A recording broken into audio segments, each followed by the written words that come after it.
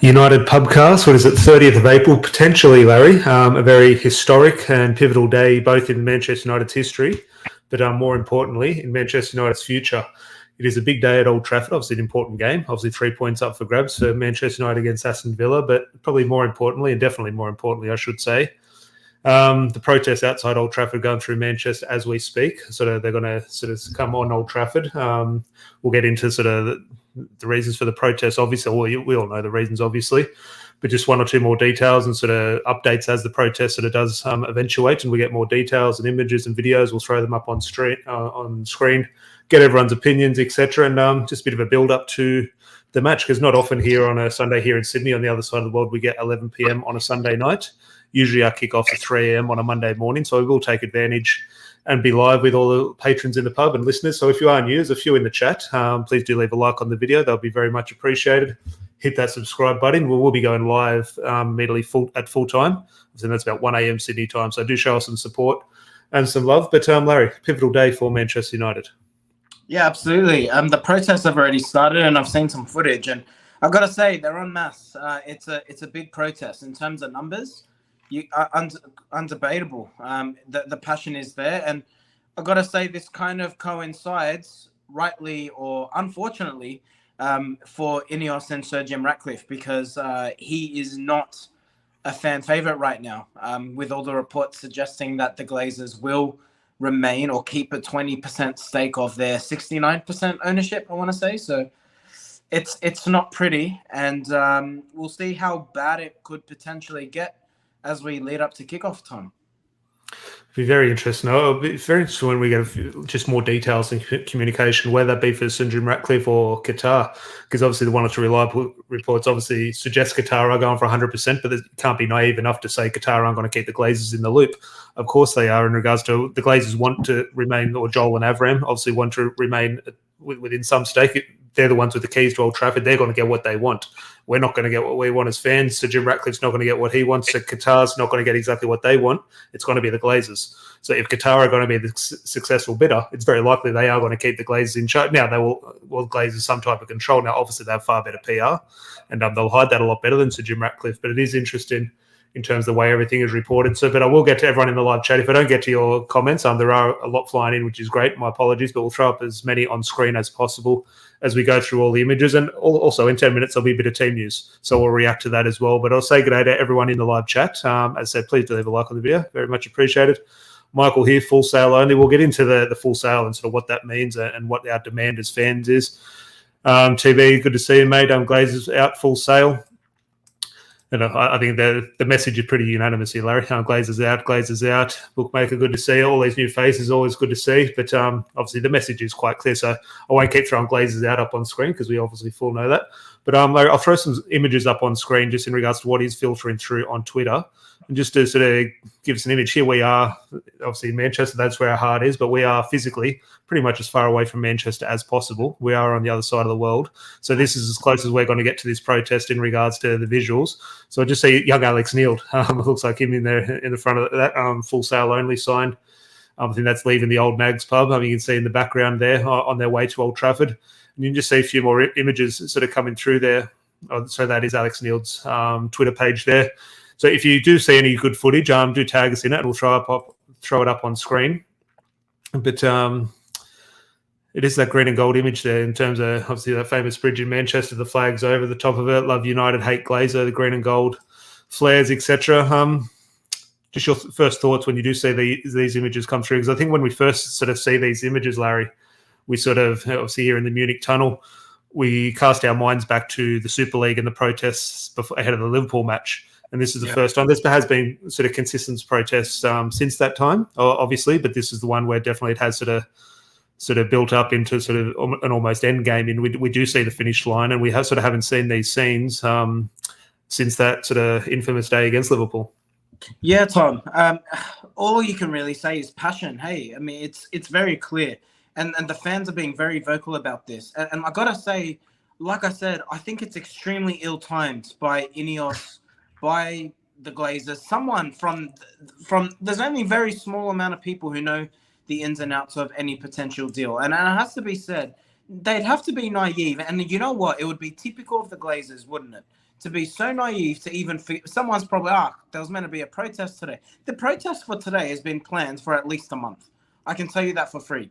So if we know that as fans, someone's failed in their due diligence to realize that this always had the potential to kick off. And I'm telling you, with Sir Jim Ratcliffe and this announcement that Ineos are now favourites, with a suggestion that the Glazers do remain some sort of stake ownership, it was always going to turn worse. I think they've honestly soured the situation further and exacerbated what we might see in the lead up to kickoff. There's already some suggestion online that they're going to be attempting really hard to keep Old Trafford empty until the 18th minute. Now, I don't know why the 18th minute has been nominated.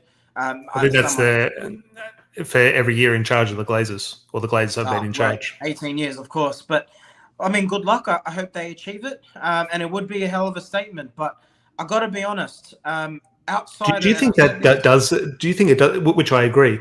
But do you think? And look, I'm fully behind in terms of any type of visible protest like that, in terms of keeping the stadium empty for 18 minutes, whether that's plausible or not. Time will tell in about an hour and a half time, obviously. But in regards to, has this deal not been done behind the scenes? Like, is anything actually going to change the Glazers' mind whether people are in their seats or not? Like, we want it stands visible. When these deals are done, there's generally a cooling off period. So that's a key point. Look, I don't know.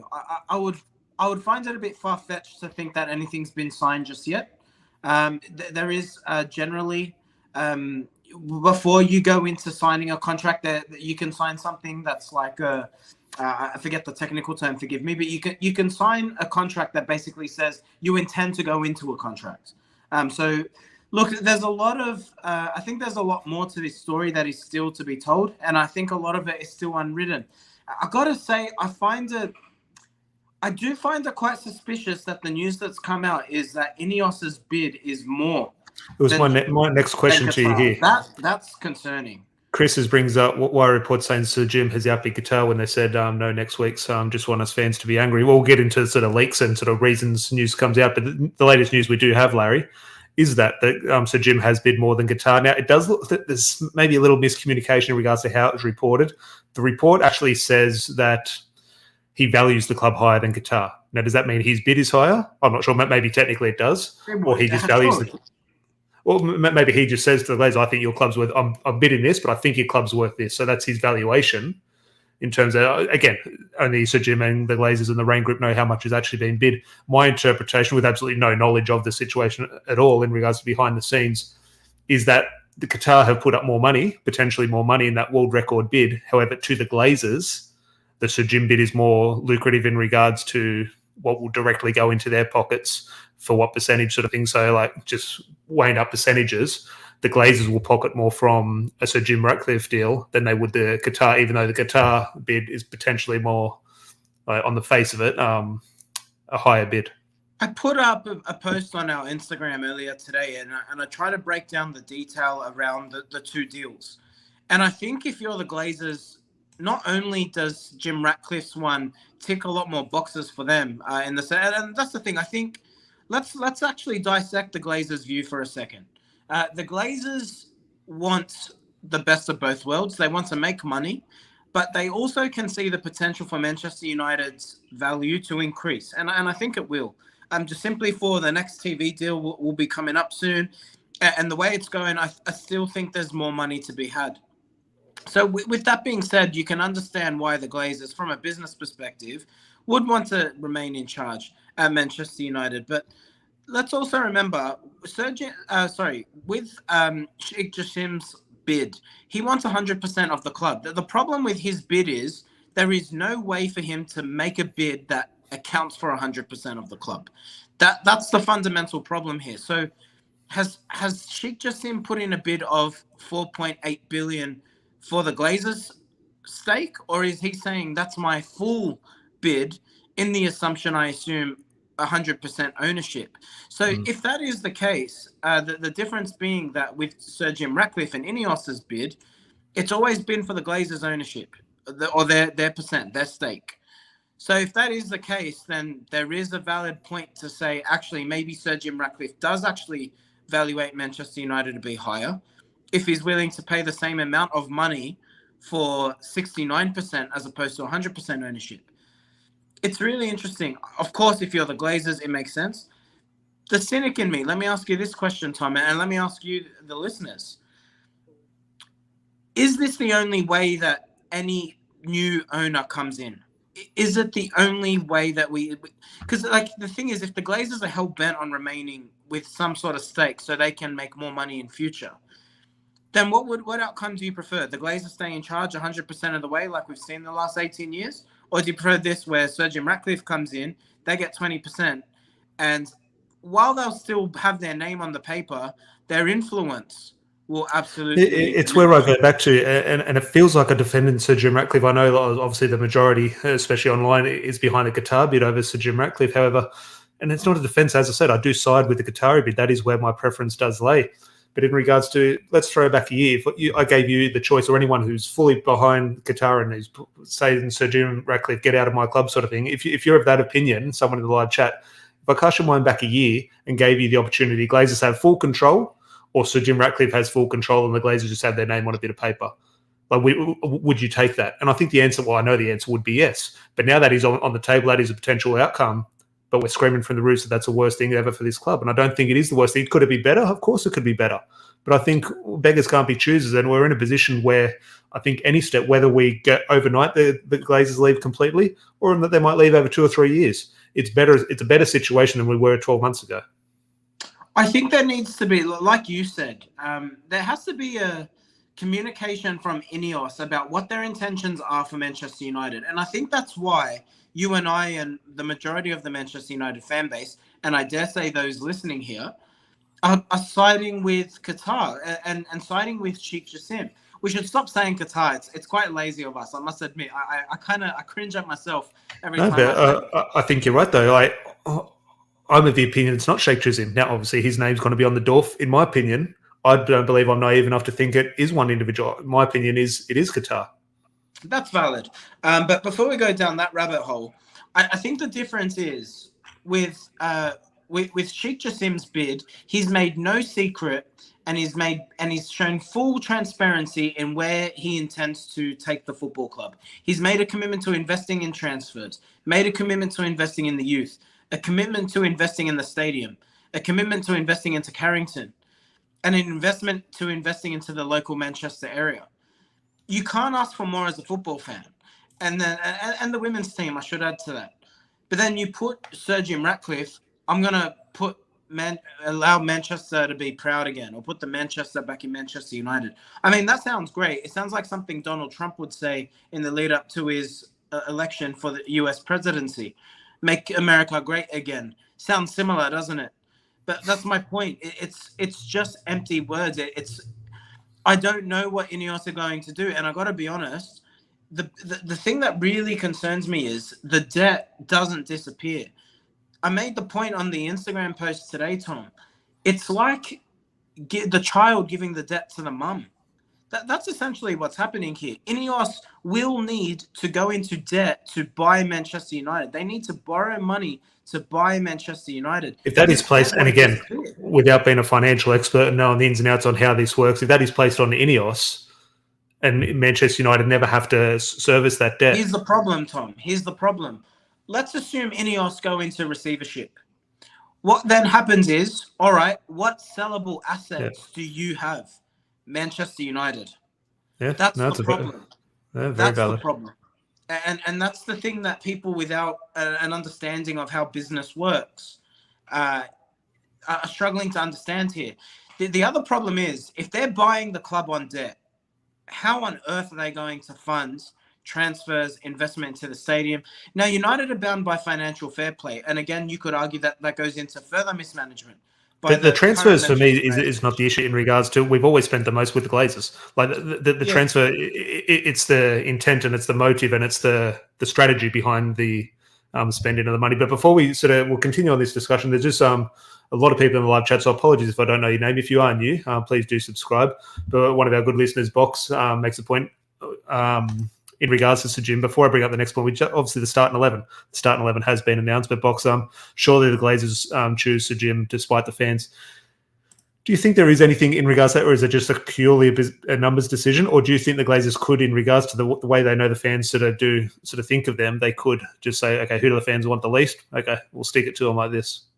No, not at all. At the end of the day, these guys are businessmen. Everything that they do is motivated by money. It's as simple as that. It'll come down to what benefits them the most financially, but what will give them crucially the potential to gain further financial benefit. And this is a perfect balance. This bid that Ineos have reportedly put together ticks all the Glazers' boxes. In fact, you could argue it's even better that they get to maintain a level of ownership without even doing the work now.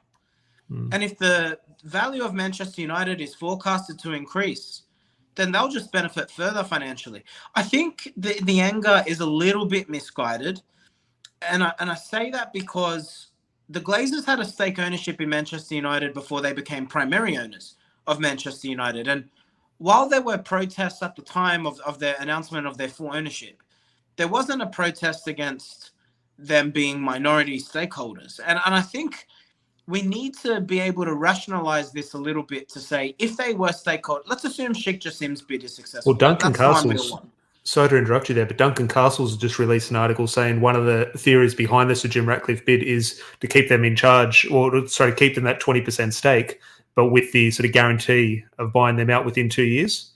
And I'm just thinking that is, again, a bit of that exit plan. I think that's very feasible. Look at the facts. They can't afford to buy Manchester United as it currently is. They're already borrowing money to make this bid. Well, the way that you control that is, all right, we're not going to stump up the full 4.5, whatever it is now. We're going to buy, they keep 20%, and then in 2 years, we're going to buy them out. And if that's the case, great. I still think fundamentally the issue with the Ineos bid, Tom, is, again, there is no clear transparency around what their plans are for Manchester United. We're no clearer. And the concern with that is Sheikh Jassim has gone on the front foot. Maybe not his words, granted, but the organization on his behalf that is making the bid, what are they called? The 92 or 92, class of 92? 92 Foundation. 92 Foundation. The difference is they've gone on the front foot and they've communicated to the fans what their intentions are. That's all Manchester United fans have wanted for 18 years. The first time we heard from the Glazers was after the stadium got broken into. And that's the problem. With Sir Jim Ratcliffe and Ineos, utter silence around their intentions. No clear plan, no clear strategy. It feels like a much of the same, doesn't it? Yeah, no, definitely. I'll just throw up here a few people I mentioned it in the live chat, and I'm having released about 5 minutes ago. So we'll quickly jump into a little bit of football talk and then jump back into the Glazer discussion and sort of bring up a few more images from the protest. I'm sure they're sort of gathering at Old Trafford, but I'll bring the starting 11 up here. And there is an interesting shout at left back. Troll Malacia gets the shout at left back. So it's David De Gea, Victor Lindelof, Bruno Fernandes, Marcus Rashford, Troll Malacia, Ericsson, Sabitzer, Casemiro, Delos, Shaw, and Sancho. So doing quick maths there, Larry. I'm looking at obviously Shaw and Lindelof at the back, and then you got Delos at right back. Obviously, Aaron Wan-Bissaka is on the bench. He's on the bench, and Terrell Malacia gets his spot at left back, which is interesting. Then you're looking at a midfield three of, well, actually, no, you wouldn't be. Would you be looking at Bruno Fernandes on the right with a midfield three of Ericsson, Sabitzer, Casemiro, Sancho on the left with Rashford through the middle? Are we seeing Bruno on the right today? I think there's a good chance we are. Who have we got in the midfield? Yeah, I think so. I mean, the fact that Anthony's not starting kind of makes that point, doesn't it? It's an interesting one. And I think Aston Villa do look to play football. Maybe he's going to go for a possession-first approach, Erik ten Hag. Very interesting starting 11. I got to say, I do feel a bit frustrated for Aaron Wan-Bissaka. I don't think he can do more. I think he's, to me, at the moment, he's clearly our best fullback. And that's taking into account that Luke Shaw's playing centre-back. I think there's still rotation in regards. There's still played 100. I forget the situation at fullback, but 120 minutes against Brighton only a week ago. Other games, I think there's still. Yeah. Look, I wouldn't be like saying, okay, he's first choice now, or Delos first choice, or Wan-Bissaka isn't. I think it's one of those things. Interesting shout here from Box saying looks like Ten Hag is fed up of Weghorst and Martial. Thoughts on that in regards to Rashford through the middle over our two sort of recognised strikers? I think he's fed up with Weghorst. Martial hasn't been good the last two games. I dare say he's carrying an injury. I don't know, but ever since he came off, who was it against Sevilla in the second leg? Ever since he's come off, he doesn't look too good. I don't know what that is with Martial. Don't know. I think Martial coming on in the second half isn't a bad thing, to be honest. And I got to say, I think Rashford's improved. His number 9 plays, his back to goals definitely improved. It's come on leaps and bounds. And that's the evolution of Rashford, isn't it? I think the flexibility of him and his capability now to play up front. And I could argue, Tom, I mean, I know we play good football with Martial up front when he's fit and healthy. United's best football probably has come with Marcus Rashford up front. I think there's absolutely an argument for that. I mean, Manchester Derby, clear example. He played centrally and he came up with the goods and he looked good. So I'm happy for Sancho. I think that's a good move. I hope he can back it up with some consistent performances. Yeah, no, definitely. It's one of those ones in terms of our emotion has been so high in recent weeks in terms of being knocked out of the Europa League, going through in the FA Cup final, looking at top 4, looking at Manchester City treble hopes. And I think our minds are sort of all over the place when we're sort of dissecting performances and we just sort of need to take a step back. What are your thoughts on Malacia being chosen, though? I don't like that. I think that's a bad move. Yeah, look, at the moment, I do share those feelings. If we're in really good form, and it was one of those things, you wouldn't sort of lose any sleep over Malacia coming in for one game at left back. He's in a little bit of bad form, and the only way to get out of bad form is to play yourself through it. So fingers crossed. Obviously, Erik ten Hag does believe, and we have had very good performances with Malacia in the team, and he has played well. Now, recently, he hasn't played too well. It's up to him to fix that. So a little bit of nerves, of course, but I don't think it's like playing. To me, he's definitely not in the Harry Maguire category at the back in terms of if we're playing Harry Maguire in this game, what our feelings would be towards that. But there is over 100 in the live chat, which is great to see. So please do leave a like on the video. They're very much appreciated. You are all holding your phone as we speak. Takes 1 second to click like. We'd be very much appreciated. Hit that subscribe button. As I said, we'll be back taking advantage of an early kickoff on a Sunday night here in Sydney. We'll go live immediately post-match to discuss, hopefully, 3 points and maybe sort of talk a little bit more about the protest. But on the protest, another image coming through from Manchester. They're just sort of, I don't know. I was thinking earlier, Larry, in terms of when a new owner comes in, whether that be Qatar or Sir Jim or whoever, make a video, so 5 things a new owner has to do and sort of little superficial things in terms of, okay, obviously invest in the stadium, invest in the training ground, buy all these players, back Erik ten Hag, all these things. Minor little things. Do you think there is a situation, let's say especially Qatar, come in and the first thing they do is our away kit is their green and gold kit? Oh.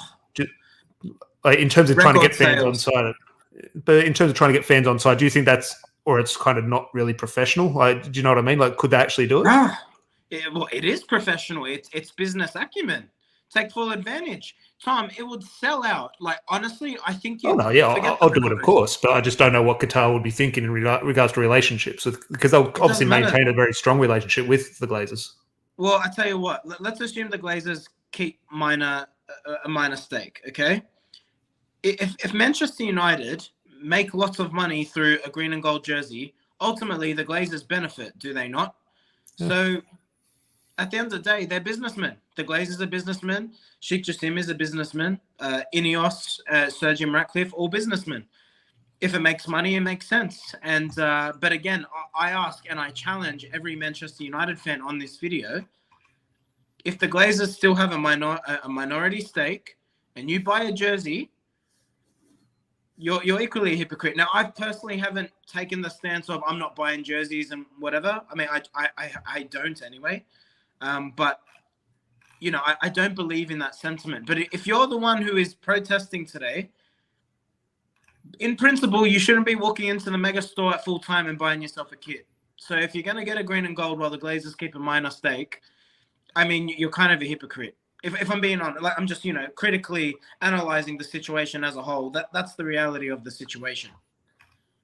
I want to bring up your thoughts, just image here from sort of the main, I'd say the main people. I think the whole fan base is united in regards to the message, but the group on Twitter who has sort of gathered a lot of momentum over the years, over the past year in terms of 1958. We want our club back in 1958, full sale only.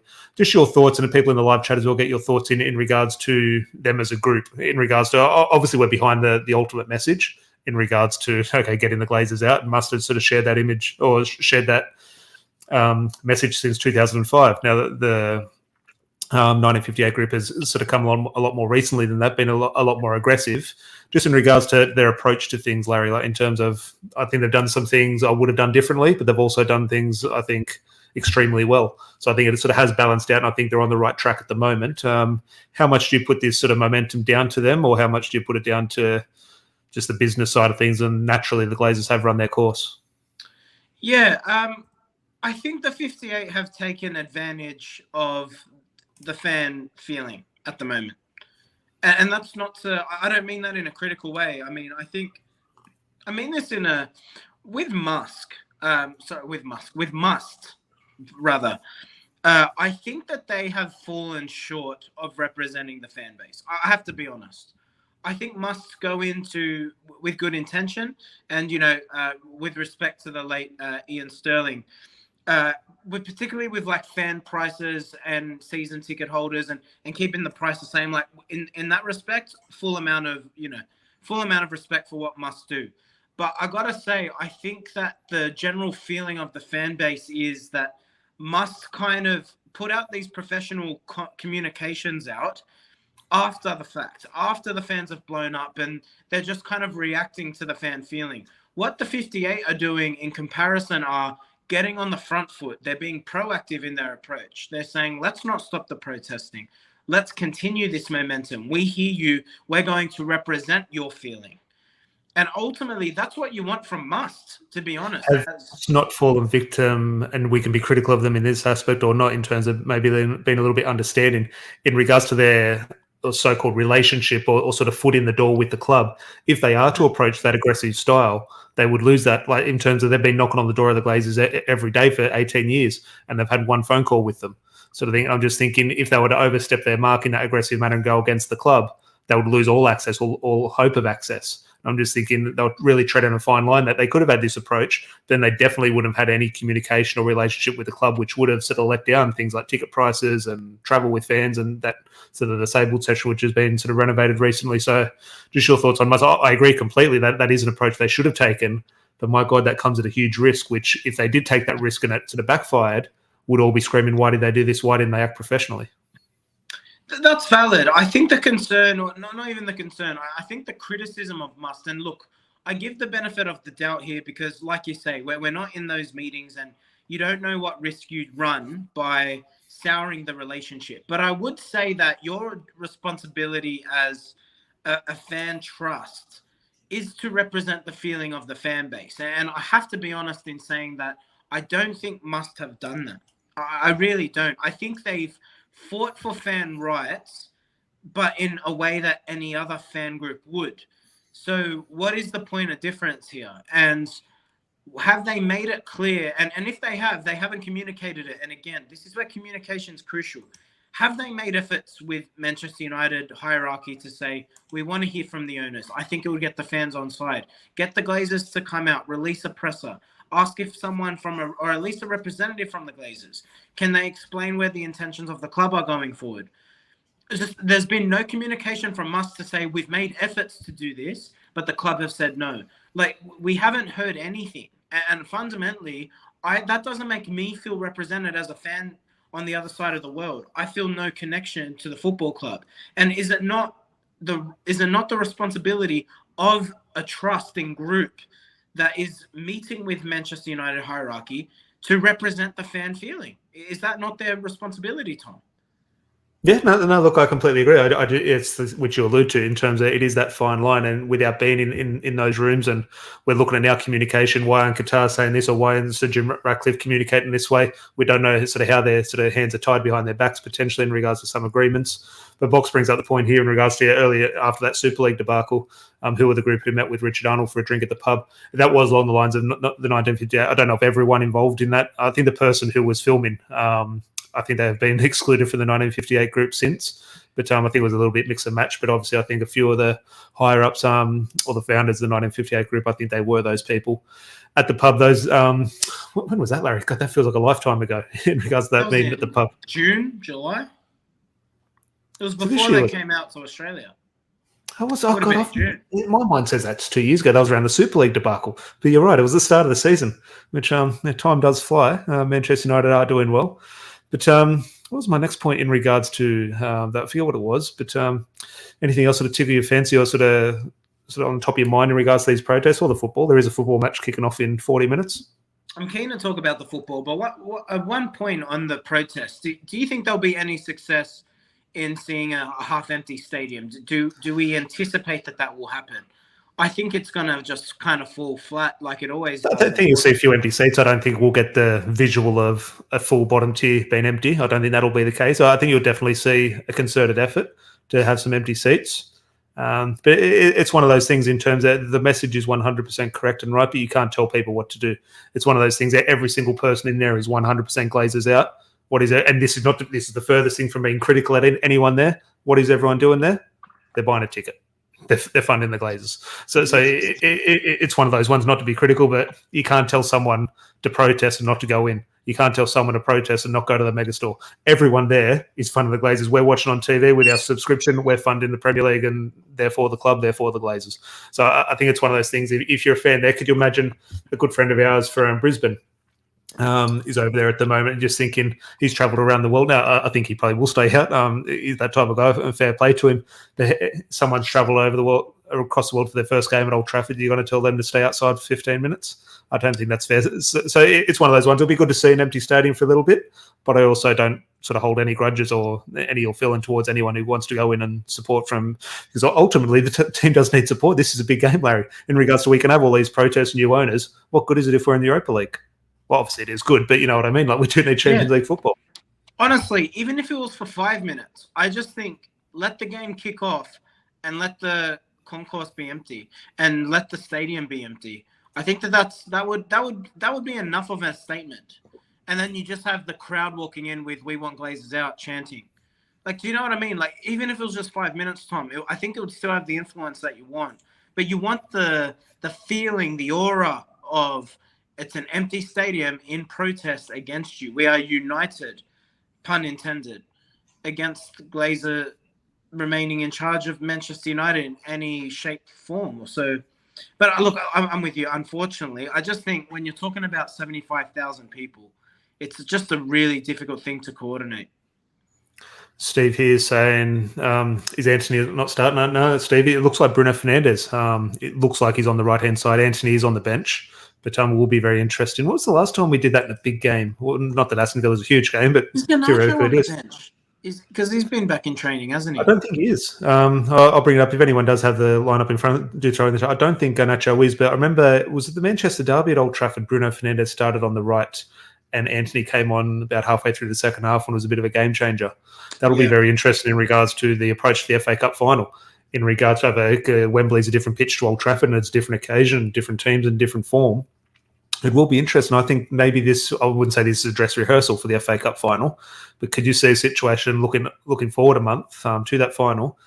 Off the top of your head, just if you're picking 11 now in Eric Ten Hag's mind, do you sort of see a situation where he does sort of strengthen up that midfield and bring in, let's say, plays Fred, Casemiro and Eriksen for a little bit of sort of more solidity there, and Bruno Fernandes on the right in terms of sort of trying to get all those midfielders in there?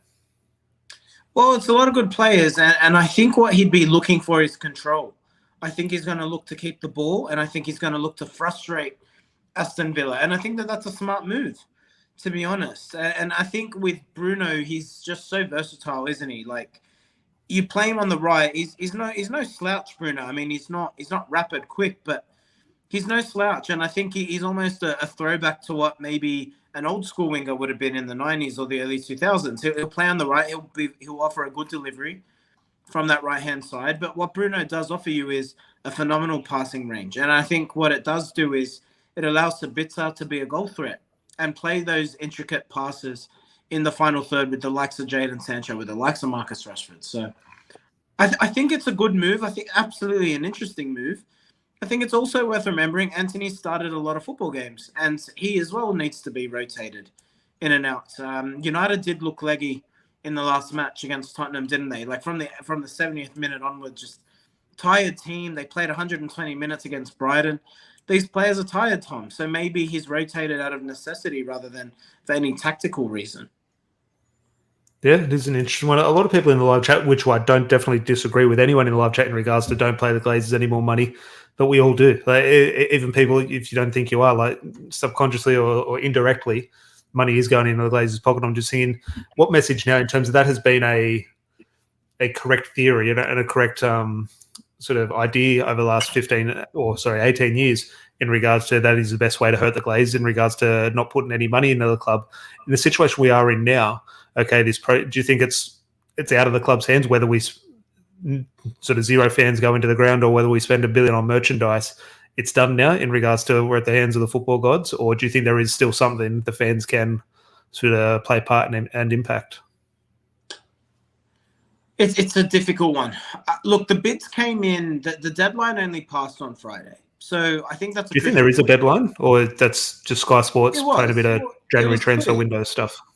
No, that was the press that came in. They remember offered a third round of bids. Remember a couple of weeks ago, they all put their bid in like 2 days after the deadline.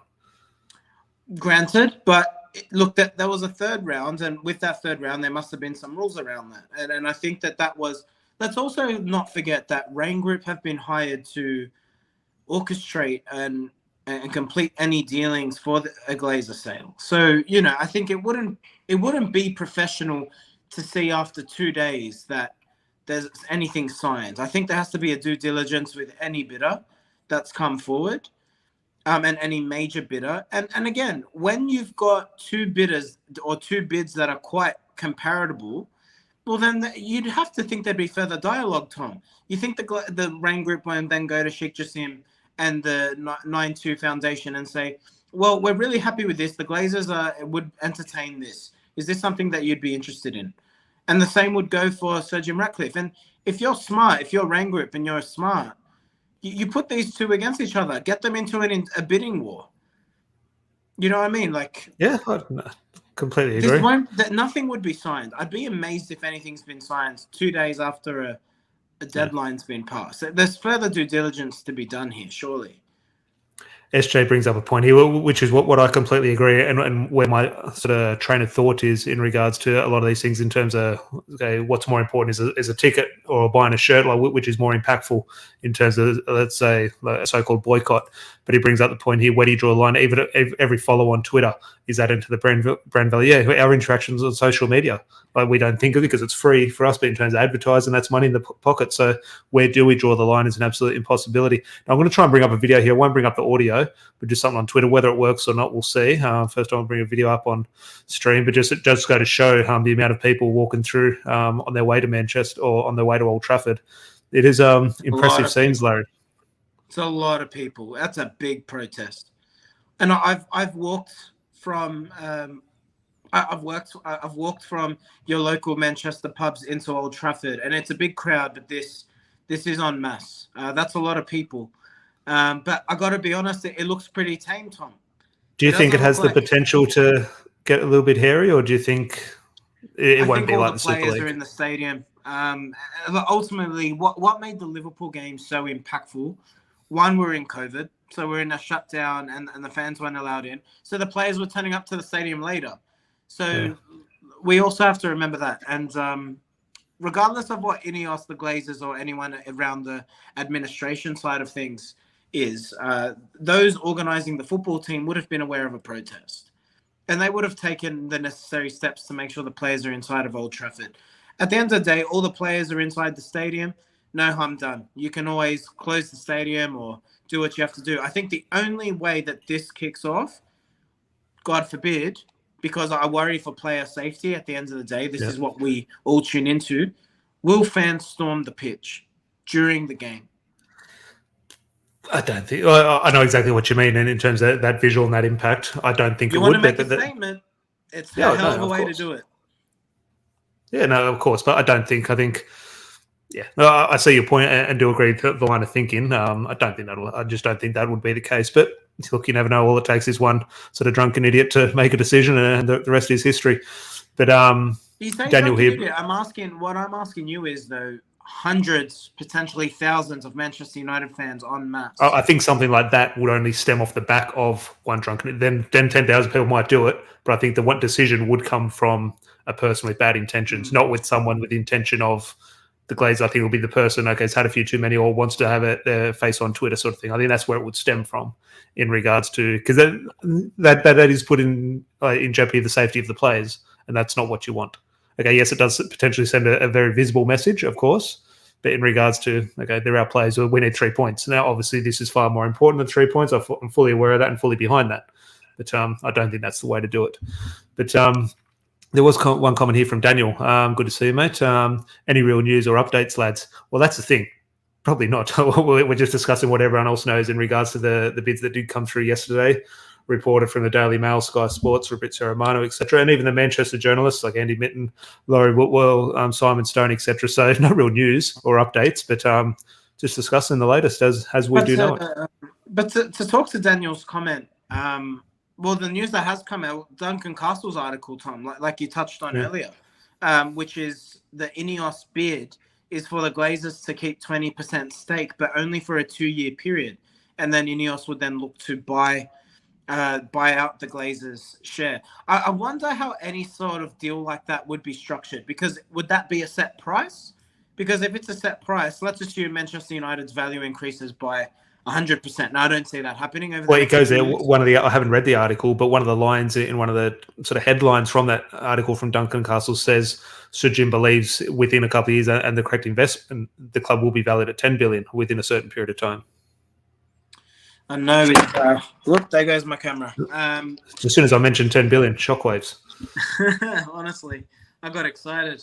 It's an interesting one. I don't know. I think the capacity of Manchester United's commercial department could absolutely grow. I mean, even for myself, who works in business, I got to say, I think United could be doing so much more. I got to be honest. I don't think Manchester United's brand is out there the way it could be. I mean, simply look at Old Trafford, Tom. You've got the stadium name. Easy money to be made, right? I mean, look at the case in point. Carrington is called Allianz Training Complex, or whatever it's called. United pocket, I think, 10 million pounds a season just for that. So, like, you look at the stadium, and that's an opportunity. Now, again, what is the fan sentiment with that, though? We want Old Trafford to be called Old Trafford. We don't want to be called the Emirates or the Etihad or whatever else you're called, you know? So the stadium's an obvious one. And I think the opportunity to buy clubs around the world, Australia, like Manchester City have done, again, that's increasing the brand of Manchester United. And that increases Manchester United's value. So the opportunity is definitely out there to increase the value of the club. But in saying that, it needs to benefit the football team. I'm all for that. If Ineos are going to, again, communicate to us, what's your plan? And if the club is valued at that, how much of that money will go back into the football club? Or is it simply there for Jim Ratcliffe to put the money back in his pocket? Again, we've heard nothing. He needs to come out and say what his intentions are. Yeah, and that's all I've been calling for, whether I'm on Qatar's side, which I am, or Sir Jim Ratcliffe's, which I do say positives and negatives. The main thing I do want, and even from Qatar, we're not really getting much from Qatar. We're getting one or two sort of leaks from the Daily Mail. We're not getting proper sort of communication from anyone at Qatar. So it's very easy to... That's their way. That's their way of leaking to the press. Yeah, of course, but it's very easy in regards to the leaks. They're going to invest in a new stadium. Okay, yeah, you're bloody better. Okay, that's not real sort of detailed communication. Of course, it's more than Sir Jim. So it's a tick in the box of Qatar. But really, like they're going to invest in the team. Yeah, we know what really you're going to do, sort of thing. We need that open communication. But obviously, their hands might be tied in regards to agreements and obviously the Rain Group, etc. There's a few comments here in the live chat, which is good to see in terms of where can they find the footage of the protest. Just go on to Twitter. That's what we're doing. We'll bring up a few more images as we go. We'll sort of start to wrap up soon because kickoff is in under half an hour time. But just go on to Twitter, just type in Glazers Out, and a lot of images, videos, and photos are popping up. But as I said, Larry, half an hour till kickoff. Any other thoughts, whether it be football or Glazers related? Ollie Watkins, would you consider him as a backup Manchester United striker? Nope. Interesting. I wouldn't Manchester be United. Manchester United. Backup striker. I'm not saying starting every week, just as a backup. I think he could do a job. Oh, look, at the moment, would I take him over Weghorst? Yeah, of course. Is that the situation we want to be in where we're buying players who are better than Weghorst, or are we going to buy players who are better than who we have in terms of being in the top team or in the first team? That is exactly what I want. But it's a hard one. To see this one in regards to, I forget who brought it up. Was it on Sky Sports or David Ornstein, I forget. And I think we all knew this. I think this was done years and years ago, and obviously know the reasons why. But Stephen brings up the point, did you know the Glazers moved the United headquarters to the Cayman Islands so they dodged the tax on the sale? It is very interesting in regards to the UK government only see a very minimal sort of amount from when this sale does go through. As I've said, United's headquarters aren't listed in the UK. Yeah. So we talk about the Glazers being idiots. But we talk about the Glazers being idiots in regards to the way they've run the football club. They could sit there and say, well, hang on, have we? And again, that's not me defending the Glazers at all, but just from a business point of view, they've unfortunately played an absolute blinder. Can I be honest? Like, even comments like that, if you owned a business, would you not look to do the same thing? Would you not be looking to take as much of the dollars that you can? I mean, anyone would, right? Like, my issue with the Glazers isn't trying to make themselves as much money as they can. Like, honestly, it's not. In fact, I would argue taking dividends out of the club. I mean, that was happening before the Glazers, right? So, again, this isn't my issue. I think we need to be realistic as a fan base about what is when anyone owns a business, the purpose of owning most businesses is to make money out of them. Now, of course, that's not your dream scenario. In an ideal world, we'd have a 50+1, and us as fans would have a say in the day-to-day running of the club. But that's simply not going to happen, and that ship has sailed. But at the end of the day, guys, I think we need to be a bit realistic. Ultimately, if the club isn't making money and you're still taking dividends out, now that's the problem. A lack of communication about what the intentions of the club is. That's the problem, and that's my issue with the Glazers. It's not so much the dividends thing. I don't really care about that, to be honest. If the club's making enough money that we're successful and we're winning Champions Leagues and we're winning Premier League titles, then yeah, we should be absolutely flying financially, and they can reward themselves with that. No issue there. It's one of those things. Winning fixes everything. Whether that be a serious issue and the big issue in terms of the club ownership, or a manager or a player we don't like. If you get 3 points on a Saturday, or you win a trophy at the end of the season, everything else does go extremely quiet. Dave in here, good to see you, mate. Asking people to share the stream, please do. There's over 150 in the live chat, so just click share. Very much appreciated. If we get up to 200, that'll be a great achievement in the live stream, and then we can go pour another drink before kickoff, because kickoff is happening in 25 minutes. So I'll stick around for a few more minutes and chat a little bit more about the football, or if you do have any topics, throw it in the live chat and we'll get to it. Larry, in terms of, what do you see? I'll go through the Premier League fixtures, because it's a weird time in the Premier League in regards to the fixtures. They don't often fall like this, because a lot of games are kicking off at the same time. And in the UK, I don't believe United are on the television, which is obviously a very rare thing, and maybe why this sort of protest has unfortunately fallen on this day. But we've got Bournemouth Leeds kick off at the same time. We've got Fulham Manchester City. Let's hope the preseason Perlo can step up and put one in the top corner. And obviously our top four rivals in Newcastle have 3 points at home against Southampton, unfortunately. So just in regards to this week of Premier League fixtures, I think Tottenham play Liverpool tonight as well, which is a big one. And then obviously Arsenal, Chelsea, I believe, in a few days. So just Premier League talk. What are you feeling? Arsenal, Chelsea, again, another big game. Arsenal, man, I can't, honestly, they've really let the title slip. You got to say that. I think for United, it's all about top four and securing top four. Obviously, the focus for us has been the protest. This game is huge for Manchester United, Tom.